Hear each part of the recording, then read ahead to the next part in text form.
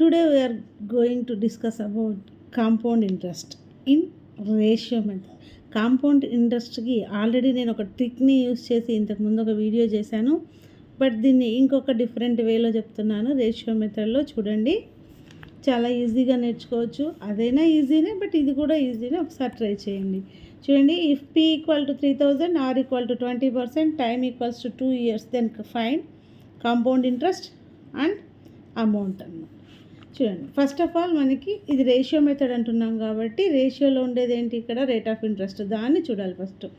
R equals to 20%. 20% means 20/100. 21 25 1/5 వచ్చింది.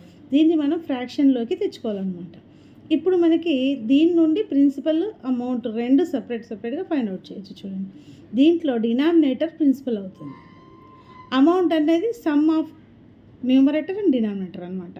So denominator ఏమో 5 అయ్యింది, సో ప్రిన్సిపల్ అనేది 5 అవుతుంది. 1 + 5 6 కాబట్టి అమౌంట్ అనేది 6 అవుతుంది. చూద్దాం, ఇక్కడ టైం అనేది 2 years ఇచ్చారు కాబట్టి వీటికి స్క్వేర్ చేస్తున్నాం. ఒకవేళ 3 years ఇస్తే క్యూబ్ చేయాల్సి ఉంటుంది అనమాట. సో చూడండి, 5కి స్క్వేర్ అంటున్నాం కాబట్టి 5 × 5 25 అవుతుంది. 6కి స్క్వేర్ అంటే 6 × 6 36 అవుతుంది. బట్ ఇప్పుడు ఏం చేయాలంటే ఈ 25తో మనకిచ్చిన ప్రిన్సిపల్ అమౌంట్ని డివిజన్ చేయాలి. 25తో 3000ని 25తో డివిజన్ చేస్తే 25 1s 25 2s, సో 120 టైమ్స్ పోతుంది. సో 25 × 120 రాస్తాము.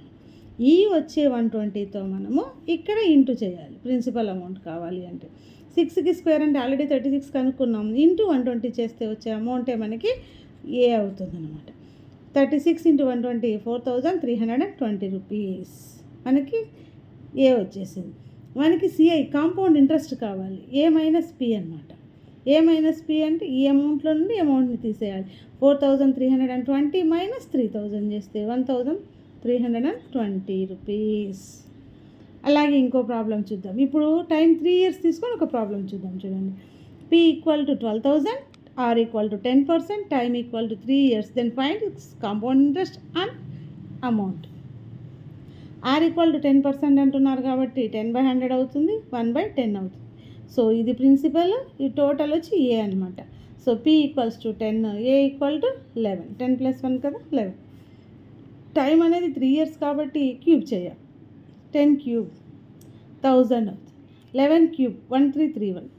ఇక్కడ 12,000కి బై 1000 చేస్తే మనకి 12 వస్తుంది. సో 1331 × 12 చేస్తే 15,972 ఏ వచ్చేసి. We want I, compound interest, A - P. 15,972 minus 12,000, 3,972 rupees. ఇలాంటి మరిన్ని వీడియోస్ కోసం సబ్స్క్రైబ్ చేసుకోండి. Chandrakala maths for